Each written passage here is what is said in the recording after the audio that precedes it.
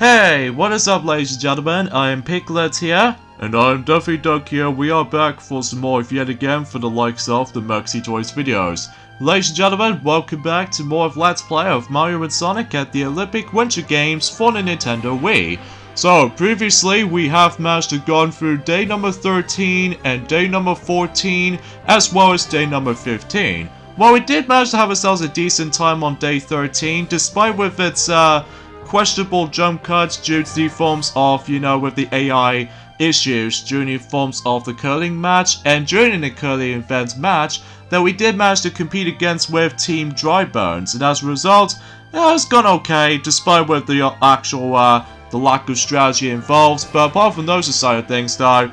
during day 14 we did done some shopping for the final time, and during day 15 we managed to able to beat against with Eggman Nigger for the final time for the entire game, and as a result though, everything's gone flawlessly during the forms of day 15. Today, ladies and gentlemen, this is it. This is it, the forms of the finale of the forms of Mario and Sonic at the Olympic Winter Games Let's Play. Now after all that side of things though, well, we can short here, we can able to actually just to clarify this right now.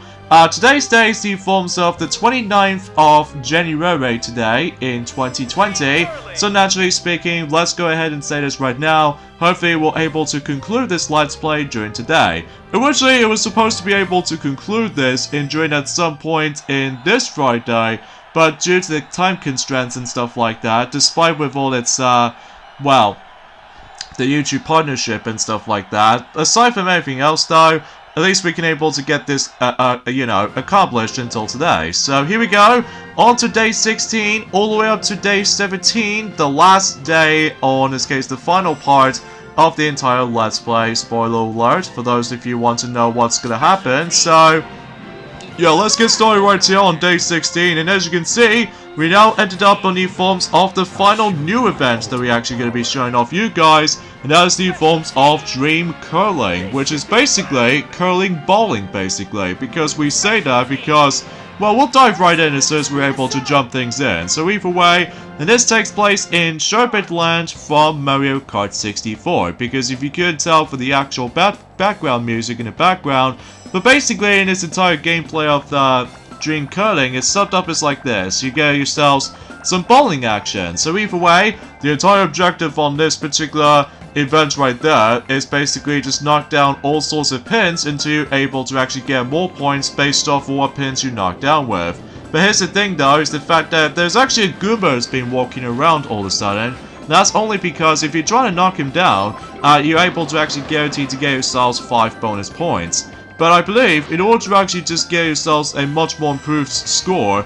than the likes of the others at least, of course, is the fact that you must try your best to able to achieve at least quite a few amounts of strikes, because the more you do it, then the more points counts up. So either way, and also there are some items system as you might as well aware about, so either way, we got ourselves the bomb. And basically what that does is the fact that I believe when the bomb stops or something like that, I believe they actually did manage to explode on itself, or maybe just, well, just bash it onto the actual thing. But unfortunately we missed that out sadly, but either way though, we did literally try our best if we can do. So, and this is going to be another one of those events that makes things a little bit difficult to get ourselves the first place medal within, because I swear to God, sometimes our strategy doesn't work half the time, and then most of the time though, it's all about timing accuracy too. Such as like, for instance, if you really want to go after the actual Goomba will apply for, as well as the item box that's been, shifting from left to right from time to time, sometimes you always have to be dead on with the actual timing skills or what have you, because the more you do it, then the more chances you get for able to actually achieve yourselves bonus points, especially noticeable with the actual items or what have you. So, but apart from everything else for this part though, is the fact that this is actually a pretty fun event, to say the least, because otherwise, it plays exactly like as to be expected. We're playing the golf, except the fact that we're actually going to be doing bowling within curling stones this time around, which I do appreciate about this little difference or what have you. So, and I believe the only difference is between, normal curling than the forms of how it does it on, for this, is the fact that you're no longer gonna have to wait for your turn, because that way you could able to realistically able to dive straight into the next periods of throws or whatever you want. So rather than just like skipping the actual CPU's turn, because the CPU is just already able to actually done itself. And also this event goes down very quickly, because otherwise, aside from if you really want to go to get yourselves a whole bunch of strikes or anything like that, I believe to get the emblem for this event is the fact that you have to at least achieve a turkey rating, or in this case for this matter though, 3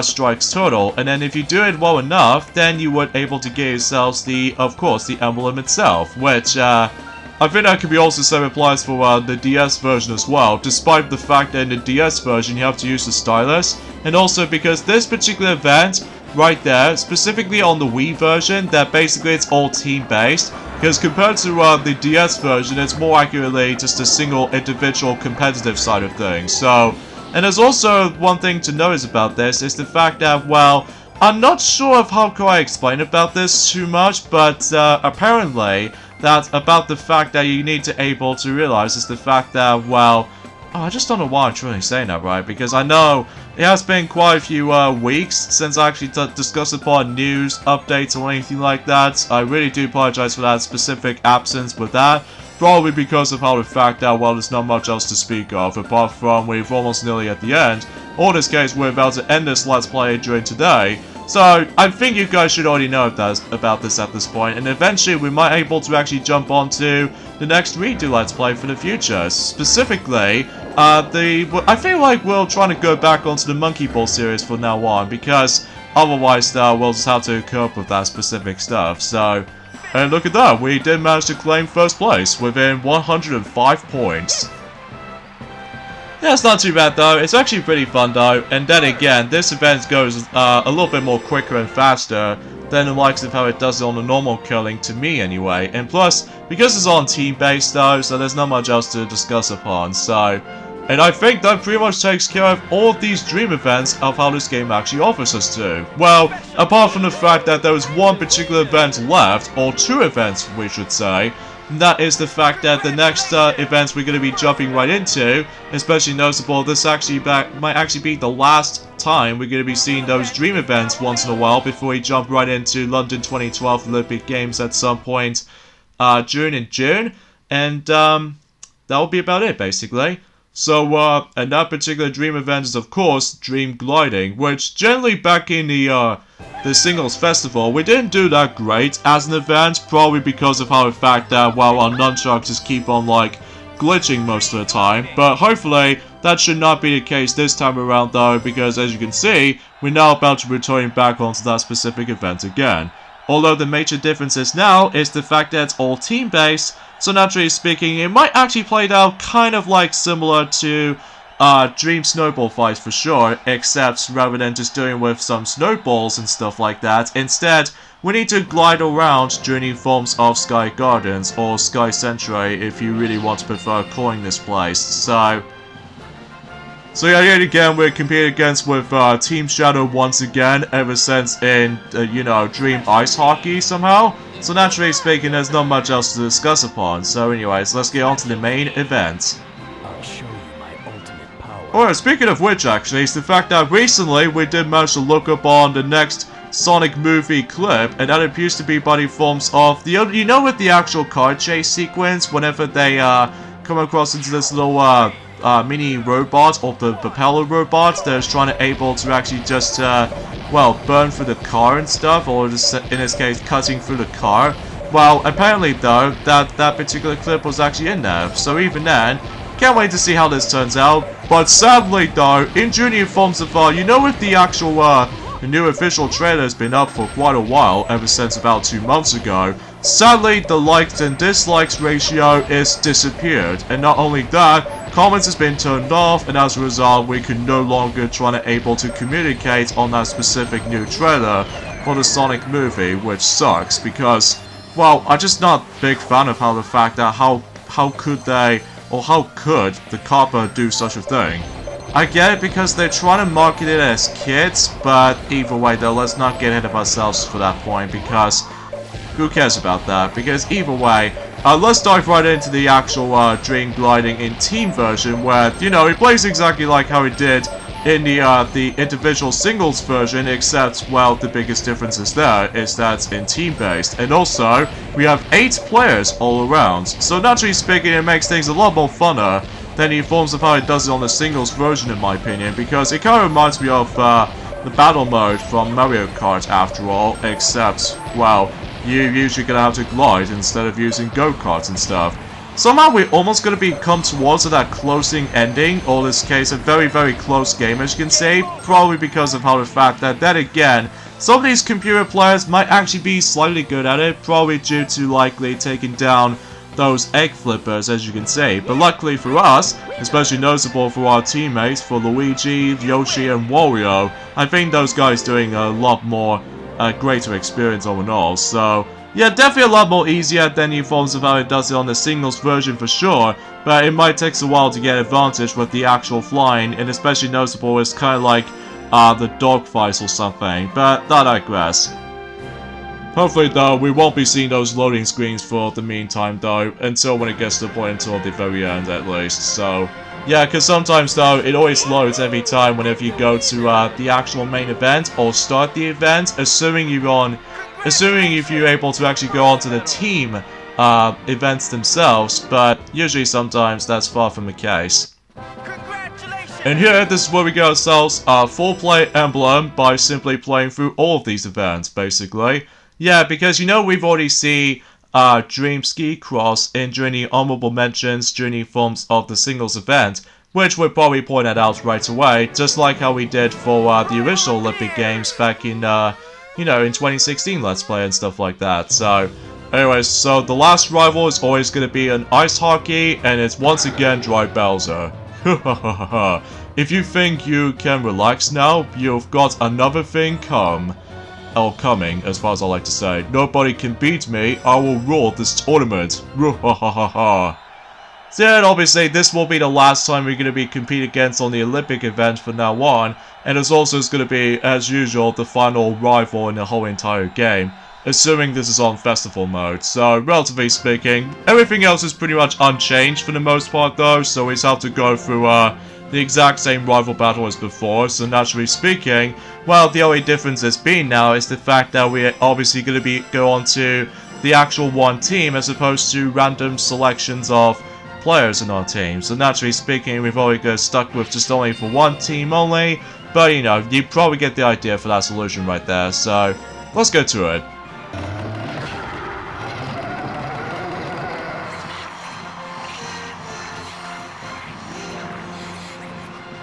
And ever since in day 13, we've already come across into those dry bones before, but there's actually one dry bones missing, so naturally speaking, that dry bones has already been replaced by Dry Bowser as the main rival, so yeah, the ultimate premise on this is pretty much exactly the same, so either way there's no much anything else to be discussed upon, so... although, conveniently enough though, is the fact that Dry Bowsers always have to be on the goalie section, so naturally speaking, there's not much anything's different from here, so...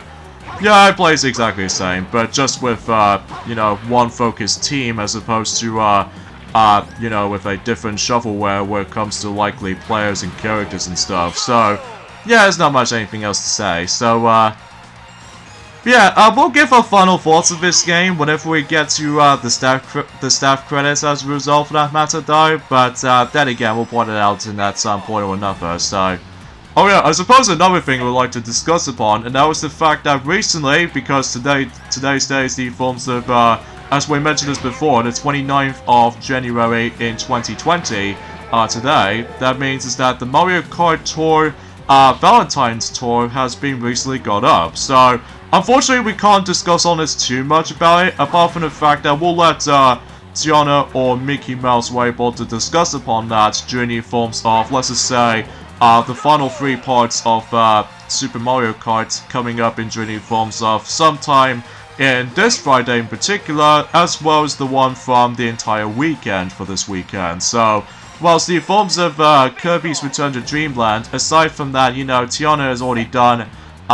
you know, the main game after all, but the next thing she needs to go through is, of course, the challenge rooms of how this game offers us to, And the only thing she's probably not going to show off is, of course, the extra mode, because as far as where she explained us before, it plays exactly like how it did on the main story, except, well, you only have like a half portion of your health as opposed to likely 100% health. So naturally you get 50% health, which I think is pretty obvious at this point, is the fact that after when Tiana might actually wrap things up with challenge room at this point tomorrow, she might actually take a break on that game for a while because she needs to get onto the extra mode all by herself off screen. So I think it's pretty obvious for that point, Defi. I think it's totally obvious. So, while the actual collectibles of the energy spheres are pretty much in the exact same place after all. So, and look at that, the first period is already over, despite the fact that we got ourselves one particular score by exactly 0 seconds, which is always appreciated about that stuff. But that's just not over yet though, because we still got the second period to come by, so... And hopefully we should bypass this, you know, same strategy as before. Thankfully, this event is a lot easier than the forms of how it does it on, or it's nowhere near as frustrating as the curling rival match in my opinion, just because you know how with luck dependence is always becomes a thing in curling this side of things, but still, I can't really deny by enough about the fact that how much we had some interesting memories for ourselves back in the day, during in 2010, which is almost a decade ago. Though I don't suppose we've been able to mention about that, but you know. So, conveniently enough though, is the fact that we actually got more points than before this time around, which, not sure why that in a previous attempts on ice hockey didn't go so much. Well, I think it's pretty obvious because sometimes on Nunchuk, or the Nunchuk I should say, just keep on like, you know, wear out most of the time. But thankfully though, that's no longer a problem, because otherwise though, we did manage to blow out for quite a few amount of times, and then I think hopefully it should fix well enough, so... Yeah, that's my personal theory for that anyway, so now let's just keep on like, rank up some more points if we can. Still, so far, that Team Dry Bowser is just like, well, kind of easy, honestly, because aside from likely, the reason why, because we always put Wario as a goalie, because then again, he's actually way more bigger and fatter, and is also quite big as well to protect the actual goalie. But aside from all that stuff, though, well, apart from the fact that we've only got about, let's just say 3 seconds, well, the match is already over. Kudos to you, Wario, for protecting that particular plank over there. And plus, since we got ourselves 6 points, more than Team Dry Bowser has, basically we get ourselves a great 4 points to end off. And that's pretty much it, ladies and gentlemen. That was day 16, and eventually that will also conclude Team Festival mode. So naturally speaking, we'd had a really much a huge blast while going for this particular Team Festival mode side of things. Yeah, I think we should probably take a break from now on because, well, it might be a perfect time to do that, because we are now at the end game, basically, for specifically a Team Festival mode for sure, and also same applies for the entire Let's Play itself. So, day 16 is concluded. And now we get on to the final day, which is of course the closing ceremony, where he plays out exactly like how he did in the singles version of that specific festival mode, but still, he plays out exactly the same scene. I mean, just look at the actual, the CGI movies right here. It's so incredible to look at. Why couldn't he just do that in,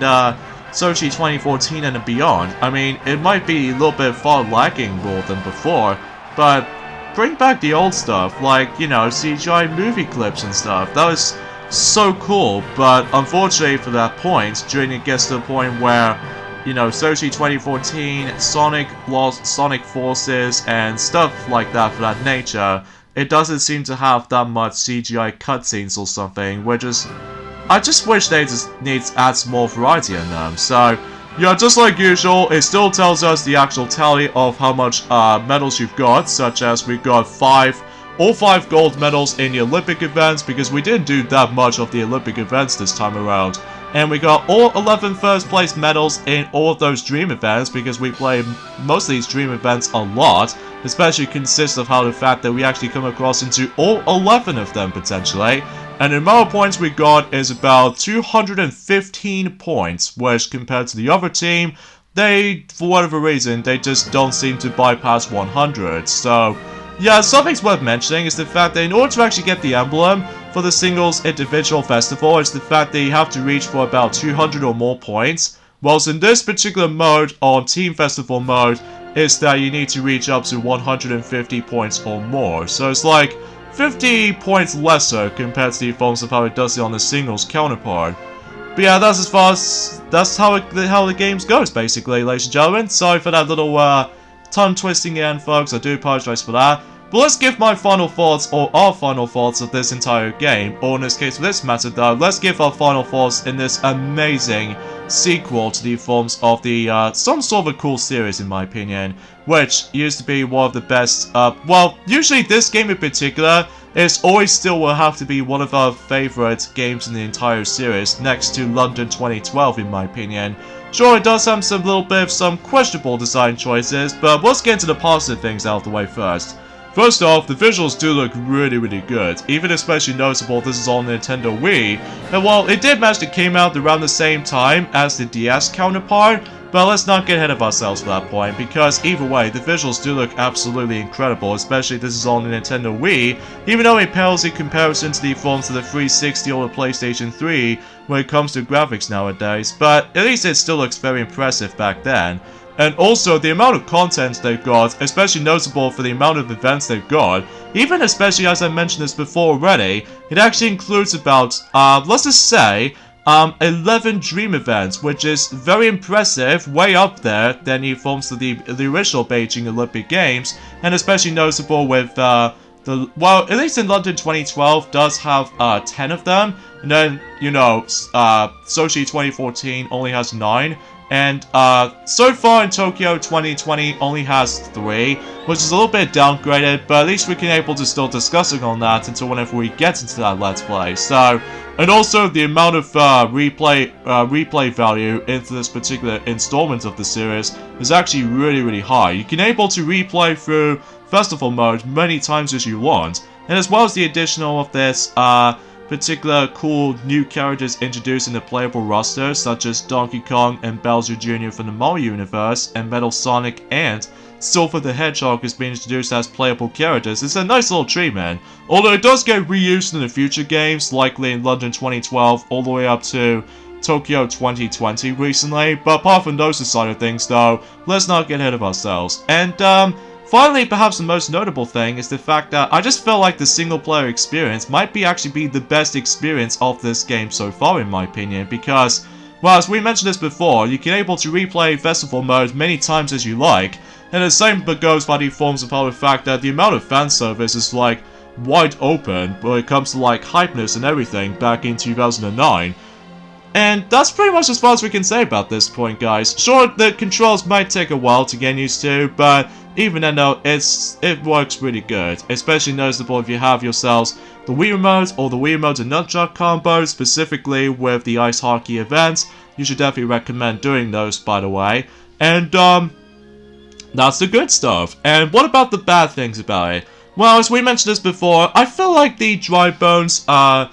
rival match and curling match can be sometimes feels a little bit too frustrating for my taste, probably because of how the fact that this comes off as like pure random and luck, and also during the amounts of the those events you might as well jump right into, there's going to be a lot of load times, I'm telling you. Sure, it might actually take a while to load in during the team versions of that specific, some of those dream events, mind you, and some of those events worth noting for, but apart from all that stuff, I really don't think that the loading times doesn't bother me this time around. Sure, it might take a while to load, but nothing compares to the forms of how it does it on Rio 2016 so far, because, oh man, the amount of load times we have to sift through, oh my god, it's probably due to our Wii U, the Wii U system usually takes a while to load compared to Mario Party 10 and stuff, but apart from those side of things though, it is a really blast to play, especially this, as I said this before, this was without a doubt, if not the best Mario and Sonic game that's been out to be released, but one of our favorite games of all time, well, in this case in the entire series, which, something that the future games does seem to lack of, but apart from those side of things though, you should definitely recommend getting this game. I would recommend the Wii version a lot more, just because of how the fact that if you play this with your friends, on the big screen TV, which I really appreciated with that. Unless if you go on the DS version, more power to you, probably due to the story mode and everything. But apart from those side of things though, you should definitely recommend getting this game. So yeah, that concludes our Let's Play of Mario and Sonic at the Olympic Winter Games, folks. So this is me, Piglet, and definitely Tokyo from the likes of the Merxy Toys. And until then, tune us next time for the retrospective of the Olympic Games series, and that will have to be London 2012 Olympic Games, and that'll be about it. So see you then. Bye.